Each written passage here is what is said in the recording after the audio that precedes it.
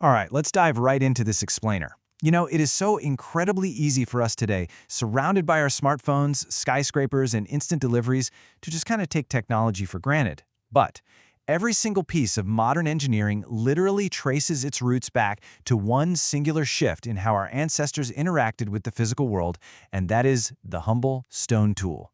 Today, we're going to unpack the very foundation of human ingenuity. Take a second and just look at that number, 2.6 million. That is the estimated year BCE of the very first stone tools ever discovered. 2.6 million. They were unearthed in Kenya back in 1969, and man, they give us this tangible, physical touchstone to our deepest past. I mean, think about how long ago that really is. Way before written history, long before agriculture was even a thought, our ancestors were already leaving a permanent, engineered mark on the planet. So because of that insane timeline, we're starting right at the very dawn of humankind, looking at the literal first human invention. We usually think of inventions as, complex machines with moving parts, electricity, the whole shebang. But when it comes to pure survival, a purposefully sharpened rock was the absolute bleeding edge of technology for early peoples trying to navigate a seriously unforgiving world. Now, there is a monumental leap between just finding a tool and actively engineering one. For the longest time, early humans opportunistically picked up whatever sharp flints happened to be lying around. But purposefully sharpening a stone, that is a total game changer. That's the exact moment humanity decided, well, the natural environment isn't quite good enough as is, so I have the power to change it. As we move deeper into the Paleolithic period, early humans didn't just stop at sharpening a single random rock. They started to categorize and specialize. We see the development of three principal types of tools: core tools, flake tools, and blade tools. Each of these categories varied significantly in size, appearance, and utility. It was basically the first true tool set in human history. Let's focus on the core tool. This was the largest and definitely the most primitive of the bunch. Think of it as early humankind's heavy-duty Swiss Army knife, usually made from just a fist-sized piece of rock. It wasn't delicate, right, or highly specialized, but it was absolutely essential for daily survival.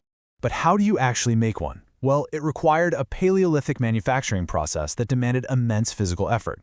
First, you take your fist-sized core rock.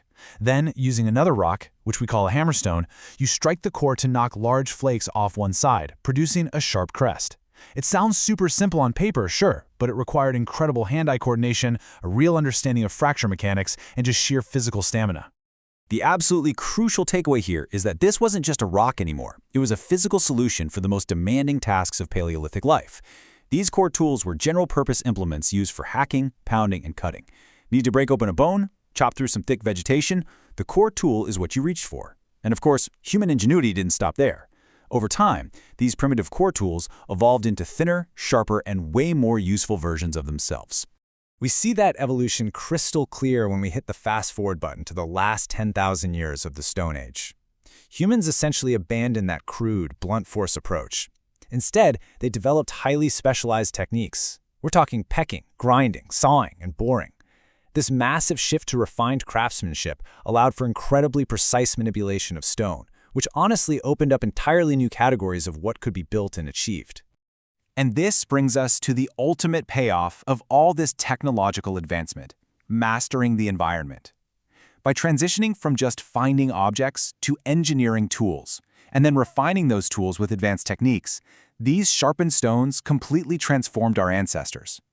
They went from being vulnerable victims of the elements, literally at the mercy of predators and harsh weather, to becoming true masters of their environment.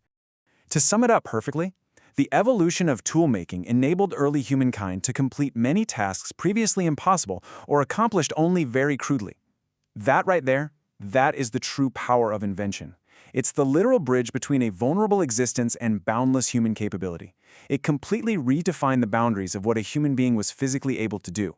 Let's break down exactly how that worked in everyday life. These specific stone technologies directly provided the protein, warmth, and homes needed to eventually build civilization. For instance, cutters and cleavers allowed humans to skin and divide meat, which massively increased their protein intake. Rough stone scrapers, used along with awls to punch holes, meant animal hides could actually be fashioned into warm clothing. Spearheads made from those flakes made hunting drastically more efficient. And stone adzes, which are basically early axes, allow them to chop wood and engineer structural shelter. Every single foundational need for a civilization, food, clothing, shelter, was built right on the back of these specific stone innovations. Which leaves us with a really fascinating parallel to our lives right now. As we look around our modern built environment today, we kind of have to ask ourselves, how are we continuing this incredible legacy of shaping the world that started with just a simple sharpened rock? If early humankind used stone adzes to begin shaping the physical world to their liking, what impossible tasks are we still trying to solve today with our modern tools? Whether it's editing genes, building artificial intelligence, or reaching for the stars, we are literally still just swinging our hammerstones trying to knock away the impossible to reveal what's next. It is definitely something to think about the next time you pick up your smartphone. Thanks for joining me on this explainer. I hope you enjoyed the journey.